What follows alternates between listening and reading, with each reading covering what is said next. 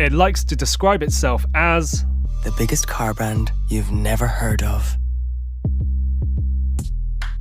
Now, China's BYD has overtaken Tesla as the world's largest seller of electric vehicles. Even if you've never heard of BYD, there's a chance you've been in one of its buses.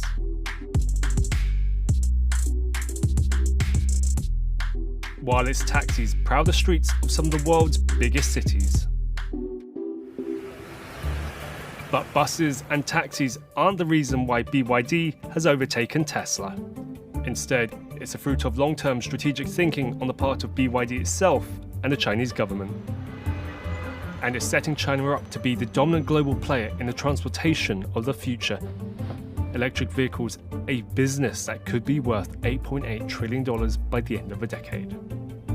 Here are the three most important things that have made BYD the king of EVs.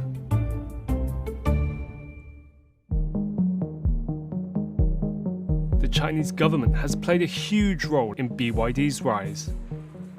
We've arguably never seen anything like this in terms of, the amount of support that China has extended to automakers, specifically pertaining to EVs. Beijing has given an estimated $30 billion of tax exemptions to the industry since 2010 and may waive a further $97 billion by 2027. China actually takes a carrot and stick approach. They set mandatory EV output targets for automakers, but they also offer cheaper loans and cheaper land and R&D subsidies to all those EV makers. And BYD has been a massive beneficiary of that. It still sells most of its electric vehicles in its home market. But of course, Tesla has also benefited from Chinese subsidies, which is where the second reason for BYD's rise comes in.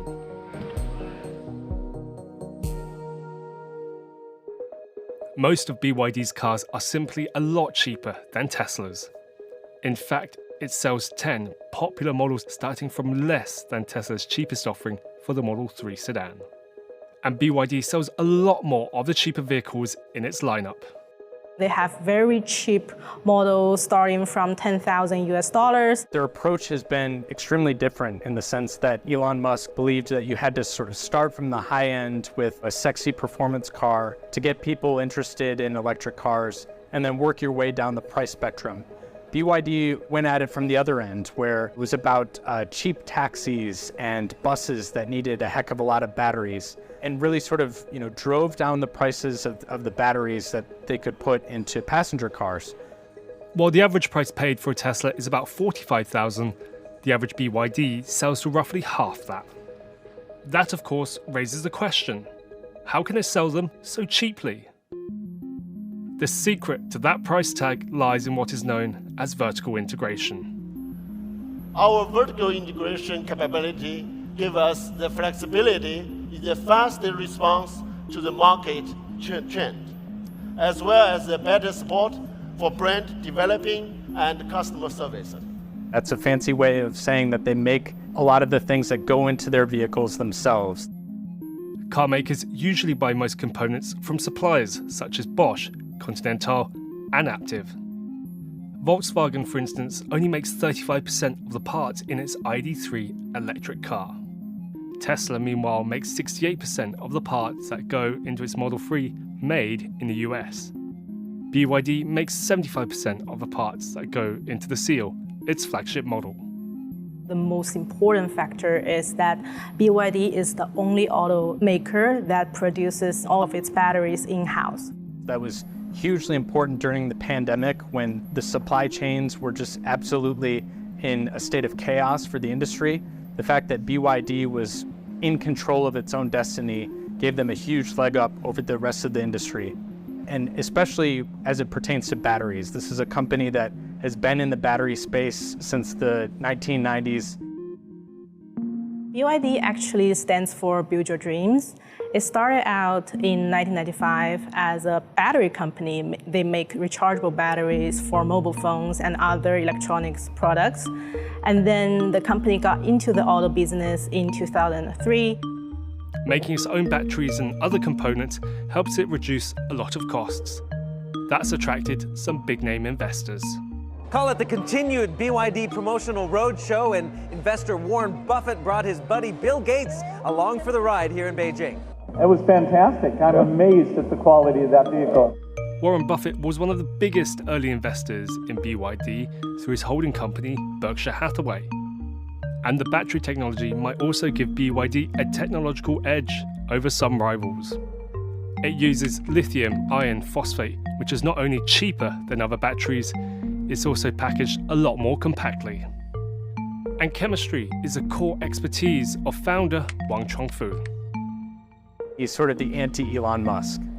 Wang is a chemist by training and an engineer, and an anecdote that one of our reporters was told was that when he was told he needed to dress up a bit for an investor meeting, he stopped to buy shirts just sort of off the street. And so he's far from one of the flashier executives in the auto industry. 比亚迪在这个电池和整车这个试验方面，我们一直做的比较领先，比较早。那我们在这方面的技术的话呢，也会沉淀的多一点。This has all set BYD up to be the biggest player in electric vehicles. The question now is whether it can become one of the world's biggest car makers, full stop. And that means growing outside of China. In 2021, BYD started to step up its global expansion. It started to launch more passenger vehicles across the global markets, including Middle East, Southeast Asia, and Europe. It's still a very new entrant in global markets. The volume contribution is rising, but still small. Even so, BYD inside 3 years has become one of the top-selling EV brands in markets such as Thailand, Brazil, and Australia. It also remains to be seen whether this company can, quickly grow in some of these newer markets that it's entering where it isn't well known, it isn't recognized.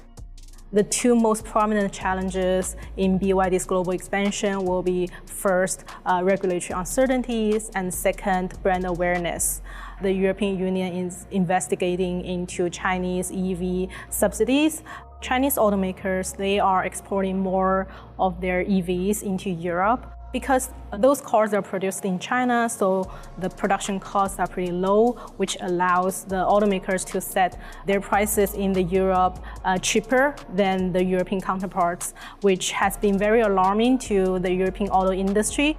One way around that will be to increase the amount of local production.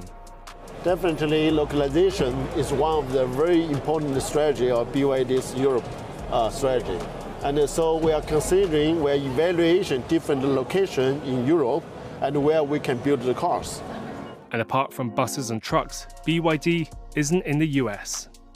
The trade tensions between Beijing and Washington are keeping BYD back and giving them pause to entering the US market. For years, automotive experts have predicted established car-making giants like GM, Volkswagen, or Toyota would catch up with Tesla in electric vehicles. In hindsight, it probably shouldn't be a surprise that a Chinese rival got there first.